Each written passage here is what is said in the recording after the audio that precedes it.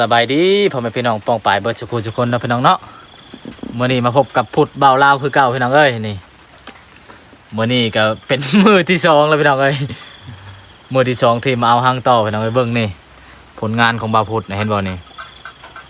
เมื่อวานนี่ตาไข่เลยมันเห็ดใส่เนาะเมื่อนี้เอานายสร้างคนใหม่เนาะเพิ่นใส่หน้ากากดำน้ำกันได้เมื่อนี้ได้ลงไปเอาพี่น้องเอ้ย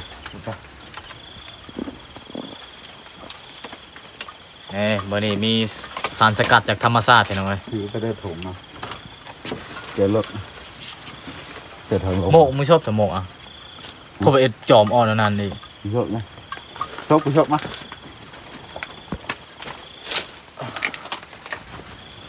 ฝานี่เลยนะถุงซื้อโทรศัพท์ซื้อเดี๋ยวรถมา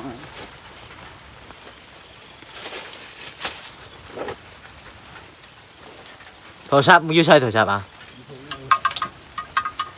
อ๋อกูถือเท่าก็ได้นะโทรศัพท์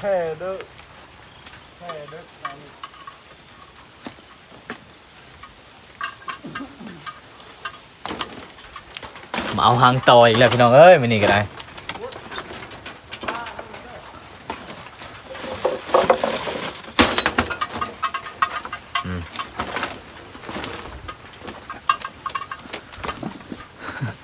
ยังบ่ลาบอยู่ประพุทธก็ได้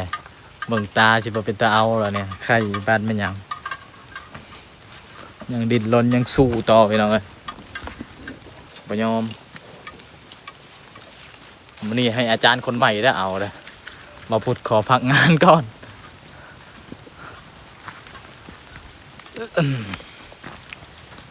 ฝนตกไฟๆมื้อนี้พี่น้องเอ้ย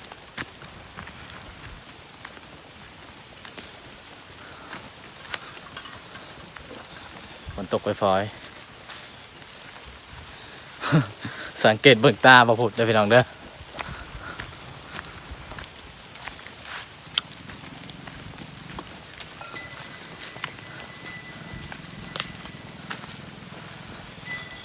เอาพี่น้องนี่ก็ควายเอาไว้แต่งเมียพี่น้อง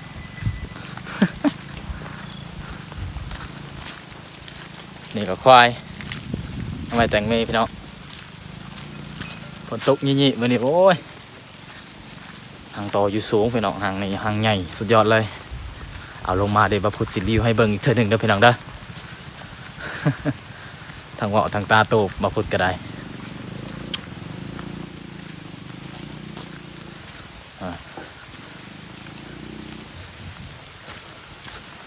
เป็นธรรมดานะพี่น้องเนาะพอแล้วมายาวจังเลยนี่มันมีอาจารย์มาใหม่ครับเพิ่นใส่เข็มขัดอย่างดีเอาพี่น้องไปเบิ่งตอนเอาเนาะนี่พี่น้องเอาลงมาเรียบร้อยแล้วพี่น้องนี่ทางบักใหญ่พี่น้องนี่พี่น้องสุดยอดเลยนี่ทางเดียวบักง่ายพี่น้องยอดเลยทางตัวใหญ่พี่น้องทางนี้โคตรใหญ่พี่น้อง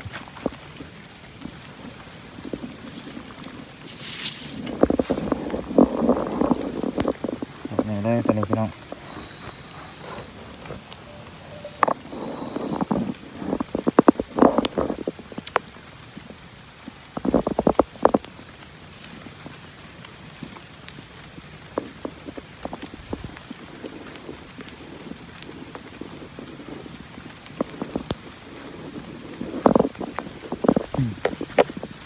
โอ้ไงดีพี่น้อง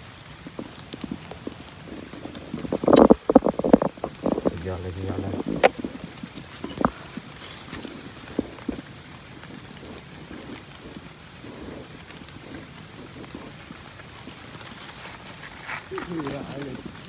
เก็บมาไหม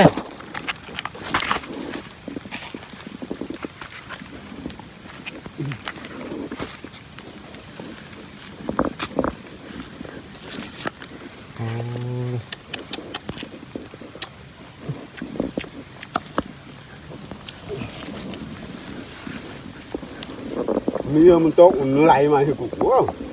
อ้าวไหลมาก็เป็นพ่อแม่มันออกมาแล้ว แม่มันก็นำมา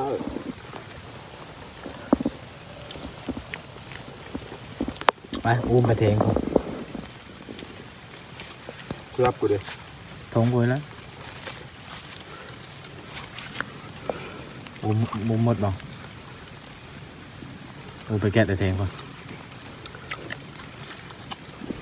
นี่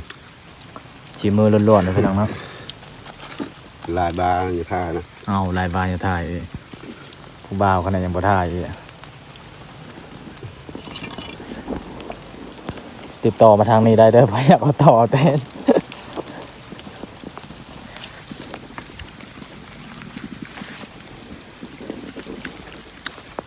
ไปได้ไหม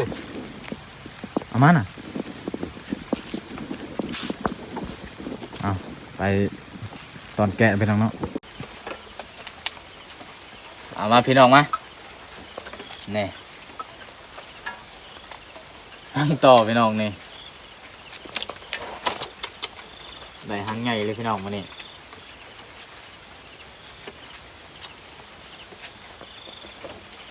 หางใหญ่แต่มากมันบหลายพี่น้องเลย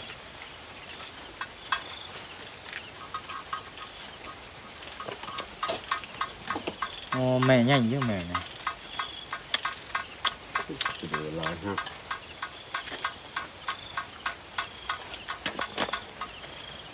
หลายหางซื้อกระเดกกระดอหลายหางไงเปล่า เดี๋ยวสองหัก งูหางหนึ่งอยู่ตะปูแต่ว่าจะเห็นจะไม่เห็น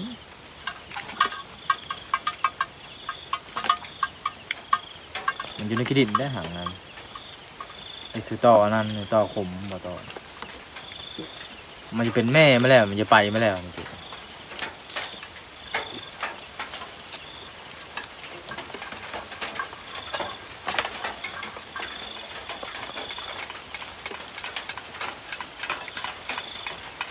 นี่ตายยังกุโตบอยู่พี่น้องผลงาน แม่ไม่ลงหาหรือเปล่ากินเนี่ย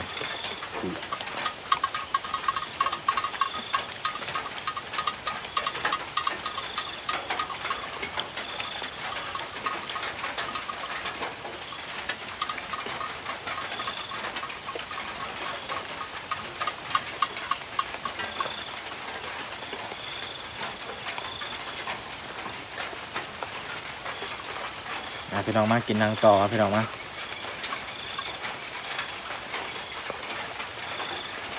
นางต่อแซ่บๆพี่น้องมันเป็นแม่ไม่แล้วมันจะไปไม่แล้วจีเลย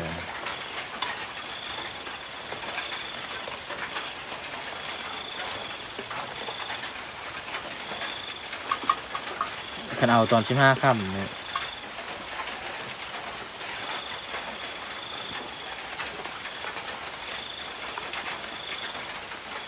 ถ้าเต็มก็คือว่ามันจะไปมาแล้วเนี่ยแม่มันกินหัวดำหัวดอนมาแล้ว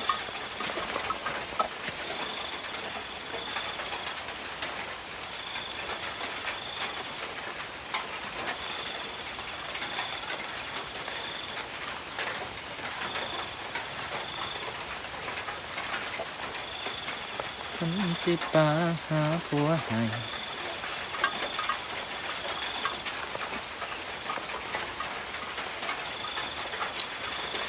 พี่น้องมาทางต่อเลยมันเลยได้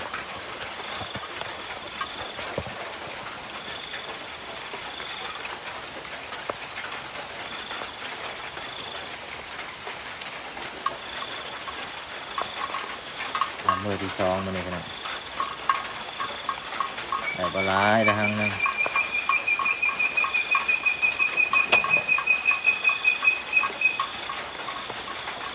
แกะไหวดีวะ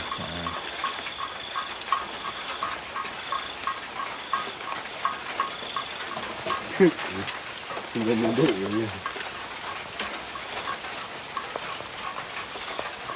มันเต็มมัดถาดนี่ก็เอามากกว่าเนี่ย เดี๋ยวก็เดี๋ยวเต้า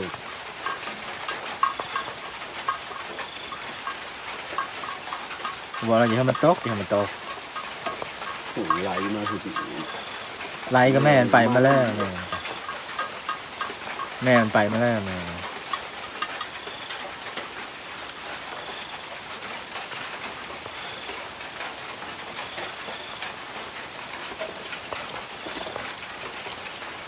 ตกไหลย่นย่อยแล้ว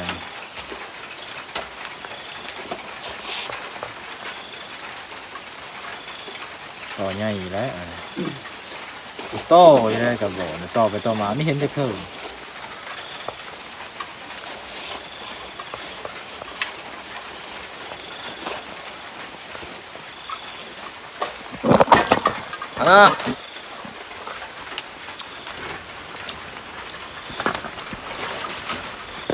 เอาตัดไปตอนกินพี่น้อง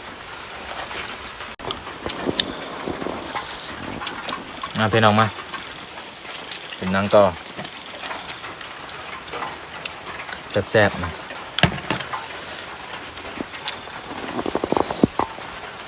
เป็นนังต่ออยู่แทงให้แทงหน้าได้พี่น้องเด้อเอาวะเอา มีเป็นคนดังวะ ดังพวกนี้เนี่ยไก่ไม่มองห้อย น้อยเพิ่มเอาแบผีเลย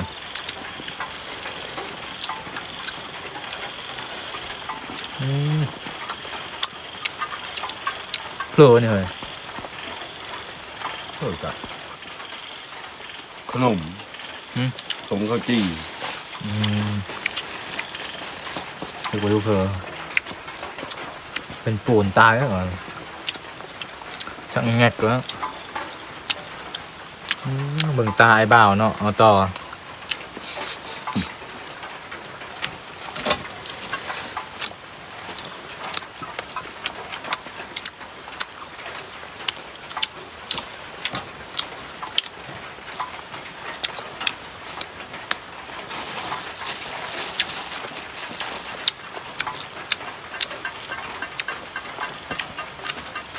อิ่มอยู่บ่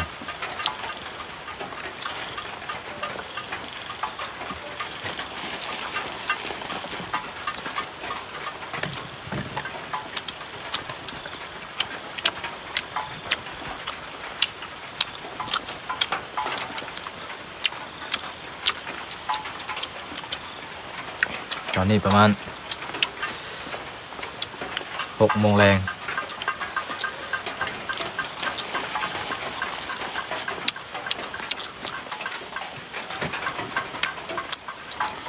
กินนั่งต่ออยู่ให้อยู่หน้าแพงมั้ย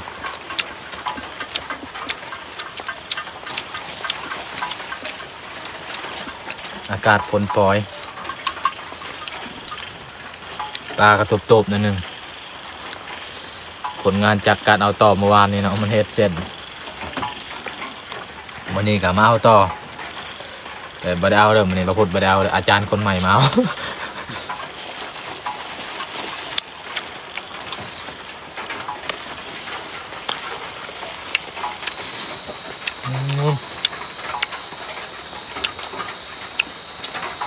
มันเหมาะตกตัวเองเนอะมันจะเป็นยามแก้ห่อแล้วอันนี้ วิท ยามแก้ห่อแบบนี้ยามแก้ห่อโมนเดือดแท้นะ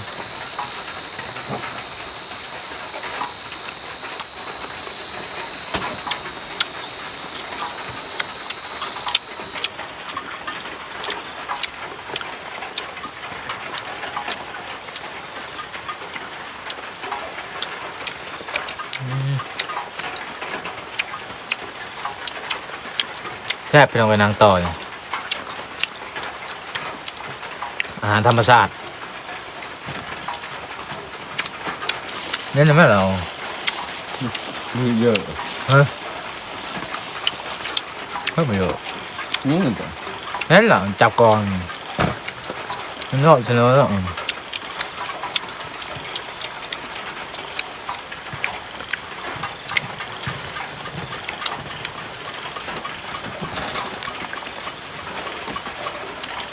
ใช้หมดมัดเหมาเลย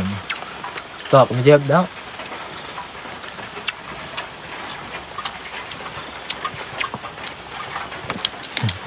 เดี๋ยวมันผ่านจากแม่หนึ่ง จุกน้ำมันถือจุกน้ำหมุดมัน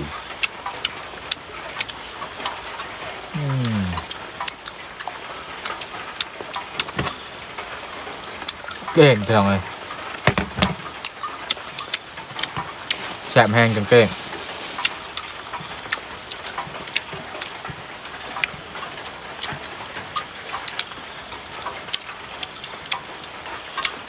พี่น้องเนาะชิบออะไรห้างตอนนี้กินกระอิ่มแล้วนางต่อเบิดเลยถ้วยหนึ่งจะได้อำลาพาจากพี่น้องแต่เพียงสำนีนะพี่น้องเนาะฝากติดตามฝากกดไลค์กดแชร์เพื่อเป็นกำลังใจให้บ่าวพุทธนะพี่น้องเด้อเพื่อเบิ่งคลิปใหม่ๆกดซับสไครต์ให้แน่ตอนนี้ก็ค่ำแล้วบ่าวพุทธจะขอจบคลิปแต่เพียงสำนีเด้อพี่น้องเด้อพบกันใหม่ในคลิปหน้าสบายดีพี่น้องบ๊ายบาย